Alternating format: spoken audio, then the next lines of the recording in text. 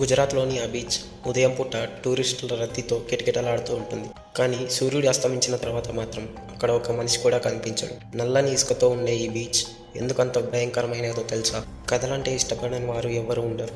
అందులో ముఖ్యంగా ఉత్కంఠను రేకెత్తించే దయ్యాల కథలు చాలా మందిలో ఆసక్తిని రేకెత్తిస్తాయి. దేశంలోని ప్రముఖ రాష్ట్రమైన గుజరాత్ డూమాస్ బీచ్ చుట్టూ ఇలాంటి ఓ భయానక కథ ఉంది.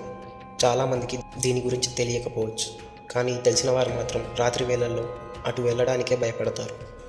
దేశంలో అత్యంత భయానక ప్రదేశాలైన రాజస్థాన్లోని భాన్గఢ్, కుల్దారా, ఢిల్లీలోని ఆగ్రాసేన్ వంటి ప్రదేశాల జాబితాలో ఈ బీచ్ కూడా ఉంది. ఈ బీచ్ ఉదయం వేళలో దైవభూమిగా అనిపిస్తుంది, కానీ సూర్యాస్తమయం తర్వాత దయ్యాల భూమిగా మారిపోతుంది. సూరత్లోని ప్రముఖ పర్యాటక ఆకర్షణ గల ప్రదేశాల్లో ఈ ఒకటి.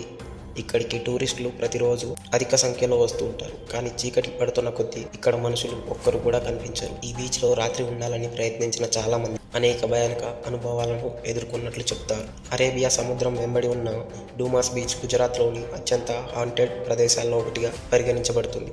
ఈ బీచ్ 2 విషయాలకు బాగా ప్రసిద్ధి చెందింది. ఒకటి, ఇక్కడ ఇసుక నల్లగా ఉండడం. 2, ఇది దయ్యాలచే వెంటాడుతుందనే నమ్మకం. డూమాస్ బీచ్ని ఒకప్పుడు హిందూ శ్మశాన వాటికగా ఉపయోగించాలని, ఈ ప్రాంతాన్ని విడిచిపెట్టని చాలా ఆత్మలచే ప్రదేశం వెంబడించబడుతుందని చెబుతారు. పురాణ కథల ప్రకారం ఇక్కడ చనిపోయిన వారిని దహనం చేసినప్పుడు ఏర్పడే నల్లని బూడిద ఈ బీచ్లోని తెల్లని ఇసుకలో కలిసి క్రమంగా అది నల్లగా మారినట్లు భావిస్తారు.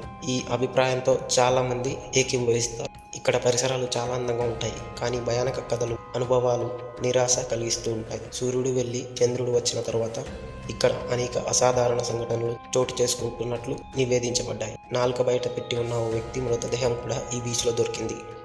అయితే ఈ సంఘటనల వెనుక ఉన్న కారణాలను ఎవరు ఖచ్చితంగా నిర్ణయించలేకపోతున్నారు. ఈ బీచ్లో ఎవరూ లేనప్పుడు అనేక వింత శబ్దాలు, అంటే ఎవరో గట్టిగా నవ్వడం, ఏడవడం వంటివి వినిపిస్తున్నట్లు కొంతమంది ప్రజలు చెప్తున్నారు.